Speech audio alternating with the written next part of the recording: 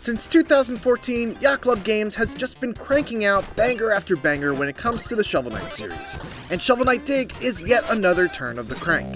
Developed in tandem between both Yacht Club and Nightrome, Shovel Knight Dig takes the main ideas of Shovel Knight's 2D platformer gameplay, the shoveling, the bouncing, the secrets hidden in off-pattern sections of the wall, the Mega Man-esque boss battles, and so on and so forth, and fits them all into the structure of a spelunking roguelite. It turns out it's a great fit, even if the adventure is over rather quickly and offers few compelling reasons to dig deeper.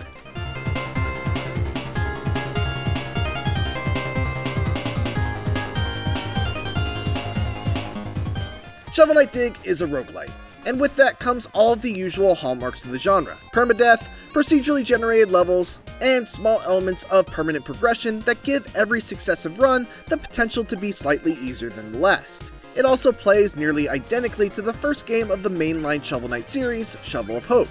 The blue-clad armored knight controls the same, he's got largely the same set of moves, and fights many of the same enemies with the same behaviors. It's nice to have that familiarity, but the developers smartly don't just rely on nostalgia.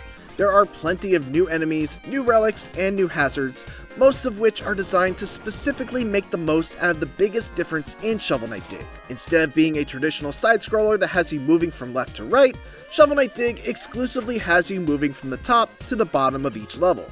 This leads to some tricky level design where you have to really be careful about how you descend, because while Shovel Knight can dig sideways and downwards, he cannot dig upwards. So if you miss a block or enemy to bounce off of, you'll often find yourself unable to get back up. But you can't take things too slow because there's the constant threat of a one-hit kill excavator that follows you through the level and will make an unwelcome appearance if you take too long on any one section. It all amounts to a great feeling of tension and well-designed risk versus reward in each section of every level. The entire 4-level campaign is also filled with tantalizing secret passages, treasure chests, valuable gems, and equipable relics that are often tucked away in hard to reach or dangerous areas and further drive home that tough decision making that is paramount to any good roguelite.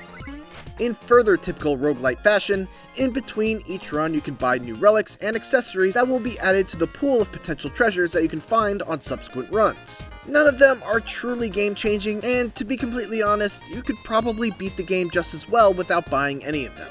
Fortunately, it's not just relics and accessories that you can spend your hard-earned loot on. You can purchase shortcut tickets that allow you to begin a run at a deeper stage, you can buy armor sets to have a wide variety of different effects, but only after you find their blueprints hidden in the well, you can buy equipment upgrades that let you carry more items when you're spelunking, and you can buy special keys that unlock more powerful relics, if you can manage to hold on to it long enough to reach a door with a special lock. The one issue with this whole system is that very few of these purchasable items add to any sort of feeling of progression.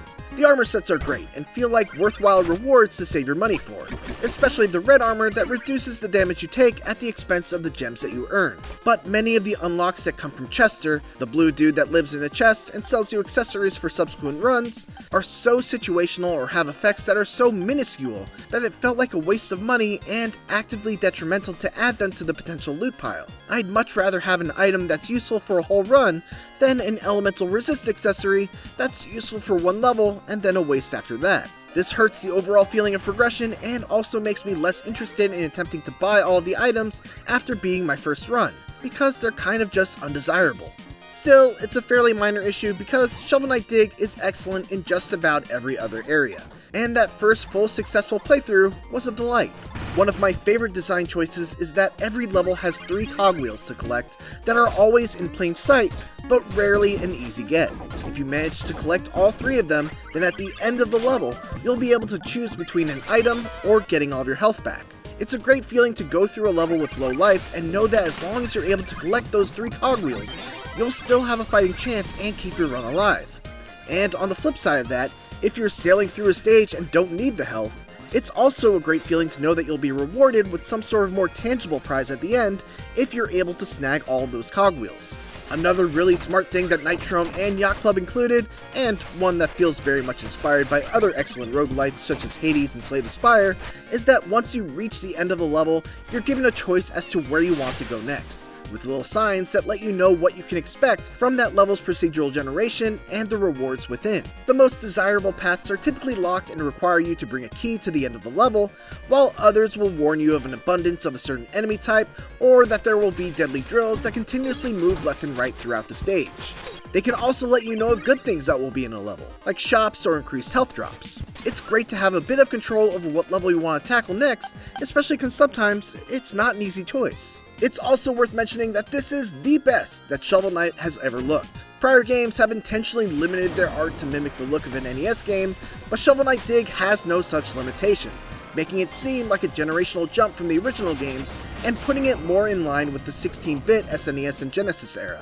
The high-quality sprites, animations, and backgrounds all look excellent, and the chiptune soundtrack, once again courtesy of Jake Kaufman, is among the catchiest of the year.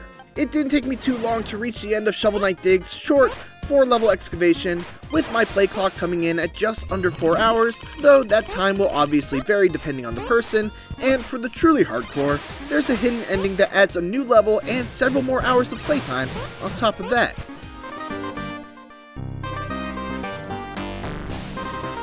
Shovel Knight Dig is yet another treasure dug up by Nitrome and Yacht Club Games that successfully turns the series' signature 2D side-scrolling action into excellent 2D side-falling action. The procedurally generated levels are expertly designed, and though the roguelike progression elements leave a bit to be desired when it comes to motivating further runs after you've completed one, the focus on risk versus reward choices make for a supremely satisfying experience the whole way through. It's a short delve to hit credits, though with a well-hidden post-game awaiting after that, and it's not quite as groundbreaking as either of the Splunkies as far as spelunking roguelikes go, but Shovel Knight Dig is still a gem. For more Shovel Knight Dig, make sure to check out the first minutes of the game, and a peek at a later level, the Grub Pit. And for everything else, keep it here on IGN.